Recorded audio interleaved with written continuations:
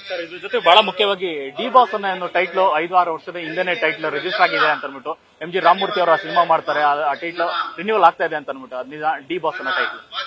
ಅದ್ರ ಬಗ್ಗೆ ನನಗೆ ಸರಿಯಾದ ಮಾಹಿತಿ ಇಲ್ಲ. ಬಟ್ ಡಿ ಬಾಸ್ ಅನ್ನೋದು ರಿಜಿಸ್ಟರ್ ಆಗಿದೆ ಅಂತ ಕೇಳ್ಪಟ್ಟಿದ್ದೀನಿ. ಇದು ರಿನ್ಯೂವಲ್ ಆಗಿದೆ ಅನ್ನೋದು ನನಗೆ ಗೊತ್ತಿಲ್ಲ. ಬಟ್ ಆಗಿದ್ರೆ ಬಟ್ ಅವರ ಬ್ಯಾನರ್ 100% ಇರುತ್ತೆ. ಬಟ್ ಅದು ರಿಜಿಸ್ಟರ್ ಆಗಿದೆ, ನನಗೂ ಕೂಡ ಮಾಹಿತಿ ಇದೆ. ಇತ್ತೀಚೆಗೆ ಆಗಿರೋದಿಲ್ಲ, ಮುಂಚೆ ಆಗಿರೋದು. ಆ ಹೆಸರಿಗೂ ಟೈಟ್ಲ್ಗೂ ಬಹಳ ಬೇಡಿಕೆ ಇದೆ ಅಂತ ಡಿ ಬಾಸ್ ಅನ್ನೋ ಟೈಟ್ಲ್ ಕೊಡಿ ಅಂತ. ಡಿ ಬಾಸ್ ಅನ್ನೋ ಟೈಟ್ಲ್ಗೆ ಇವತ್ತಿಂದಲ್ಲ ಆವತ್ತಿಂದನೂ ಬೇಡಿಕೆ ಇದೆ, ತುಂಬಾ ಬೇಡಿಕೆ ಇದೆ. ಇನ್ನು ಮುಂದಕ್ಕೂ ಬೇಡಿಕೆ ಇರುತ್ತೆ ಅಂತ ನನ್ನ ಅನಿಸಿಕೆ. ಡಿ ಬಾಸ್ ಅನ್ನೋದು ತುಂಬಾ ಬೇಡಿಕೆ ಇದೆ, ತುಂಬಾ ದೊಡ್ಡ ಮಟ್ಟದ ಬೇಡಿಕೆ. ನೀವು ಕೂಡ ನಿರ್ಮಾಪಕರಾಗಿರೋದ್ರಿಂದ ದರ್ಶನ್ ಅವರ ಪ್ರಕರಣ ಇಂಡಸ್ಟ್ರಿಗೆ ಒಂದು ರೀತಿ ಕುಗ್ಸಿರೋ ಒಂದು, ಯಾಕಂದ್ರೆ ನಿರ್ಮಾಪಕರಾಗಿ ಒಂದಷ್ಟು ಕಾರ್ಮಿಕರಿಗೆ ಬಹಳ ಕಷ್ಟ ಆಗ್ತಿರುವಂತದ್ದು. ಸೊ ನಿರ್ಮಾಪಕರಾಗಿ ನೀವು ಹೇಳ್ತೀವಿ. ಇಲ್ಲ, ಈ ಪ್ರಕರಣಕ್ಕೂ ನಮ್ಮ ಇದು ಬೇರೆ ವಿಚಾರಗಳಿಗೂ ಯಾವುದೇ ರೀತಿಯ ಸಂಬಂಧ ಇಲ್ಲ. ಮತ್ತೆ ವಿಶೇಷವಾಗಿ ಏನು ಅಂದ್ರೆ, ಈ ಪ್ರಕರಣದ ಬಗ್ಗೆ ಮಾತಾಡೋಷ್ಟು ದೊಡ್ಡವ್ ನಾನಲ್ಲ.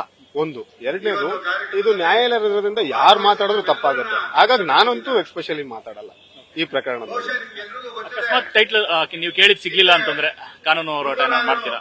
100% ಸಿಕ್ಕೇ ಸಿಗುತ್ತೆ. ಈಗ ಪ್ರಕರಣ ಮುಗಿದ್ಮೇಲೆ ಕೊಡ್ತೀವಿ ಅಂತ ಕಮಿಟಿ ಅಧ್ಯಕ್ಷರು ಹೇಳಿದ್ದಾರೆ. ಹಂಗಾಗಿ ನಾನು ಕಮಿಟಿಯಲ್ಲಿ ಇರೋದ್ರಿಂದ ಕೊಡಿ ಅಂತ ಕೇಳ್ತೀನಿ. ಖಂಡಿತವಾಗ್ಲೂ ಕೊಡ್ತಾರೆ, ಕೊಡ್ಲೇಬೇಕು, ಖಂಡಿತ ಕೊಡ್ತಾರೆ. Sir thank you so much sir, ಒಳ್ಳೆದಾಗಲಿ. ಇದಿಷ್ಟು ಭದ್ರಾವತಿ ಕುಮಾರ್ ಅವರ ಮತ್ತು ಕ್ಯಾಮರಾ ಪರ್ಸನ್ ಚಿರು ಜೊತೆ ಲೋಕೇಶ್ ಬೆಂಗಳೂರು. ನ್ಯೂಸ್ ಫಸ್ಟ್ ನಿರ್ಭೀತಿಯಿಂದ ನಿಮ್ಮ ಪರವಾಗಿ.